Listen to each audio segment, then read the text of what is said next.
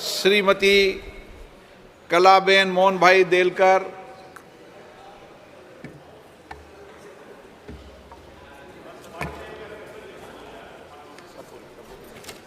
प्रश्न संख्या 43।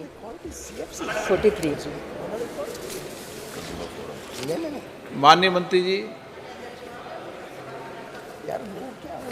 माननीय सदस्य,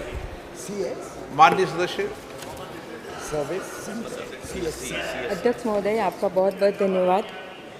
जैसे कि आपने बताया कि सभी राज्यों एवं केंद्र शासित प्रदेशों में पीडीएस प्रणाली में कई बदलाव कर लोगों को अधिकतम लाभ पहुंचाने के लिए सरकार कार्य कर रही है।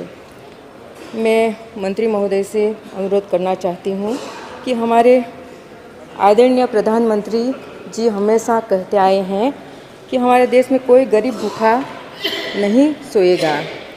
मैं दादरा नगर हवेली क्षेत्र का प्रतिनिधित्व करती हूं, जो आदिवासी बाहुल्य प्रदेश और साथ साथ वहाँ गरीब और कुपोषित संख्या बहुत ज़्यादा है।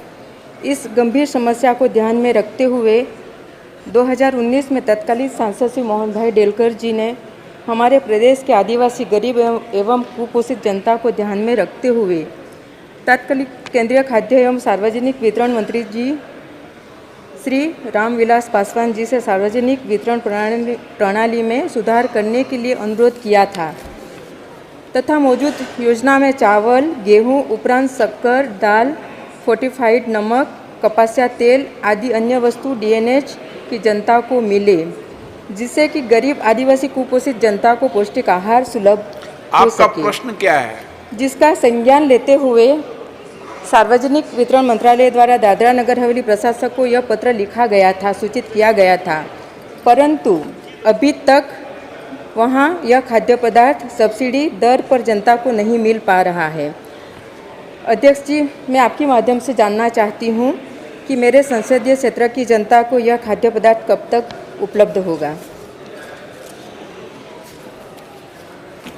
माननीय अध्यक्ष महोदय, यह स्मार्ट पीडीएस योजना से होने वाले संबंधित प्रश्न है, फिर भी सदस्य ने जो महत्वपूर्ण विषय उठाया है, मैं माननीय प्रधानमंत्री जी का अभिनंदन करना चाहूँगी कि एकमात्र ये सबसे विश्व स्तरीय एकमेव ये योजना है जिसके तहत भारत के अंदर तकनीकी के माध्यम से लगभग 80 करोड़ लाभार्थियों को राशन दिया जा रहा है, जिसमें कोई बिचौलिया नहीं है। और मुझे बताते हुए खुशी हो रही है कि इस योजना के आने के बाद से लाभार्थी को हर महीने मिल रहा है, कहीं कोई बिचौलिया बीच में नहीं है। क्योंकि ये क्वेश्चन ये इससे हट करके दूसरा क्वेश्चन इसमें लगा हुआ है। मैं इसमें माननीय प्रधानमंत्री और माननीय मंत्री जी का अभिनंदन करना चाहती हूँ। जिस कोटे में, जिस प्रदेश में, जिस ब्लॉक में नहीं मिल रहा, उसमें हमने एक डैशबोर्ड बनाया है जिसके द्वारा उसको लिंक करके आप घर बैठे देख सकते हैं। मैं माननीय सांसद महोदय से अनुरोध करूंगी कि कोई ऐसा गोडाउन है या कई ऐसा राशन कार्ड धारक हैं, यदि जानकारी देंगी। यद्यपि आपके प्रदेश में दादर नगर हवेली में लगभग 76% ये दिया जा रहा है, तो मुझे लग रहा है कि जो छूटा हुआ है उसको भी हम समायोजन करेंगे। ऑनरेबल मेंबर्स, साथ ही पिछले कुछ समय से मेरे प्रदेश में नए राशन कार्ड बनाने की प्रक्रिया भी बंद है। नए राशन कार्ड बनाने की प्रक्रिया फिर से कब बहाल होगी? और 100% डिजिटलीकरण की बात की गई है। प्रदेश में नेटवर्क का भी बहुत बड़ा इश्यू है। सरकार की तरफ से क्या सुविधा की जा रही है?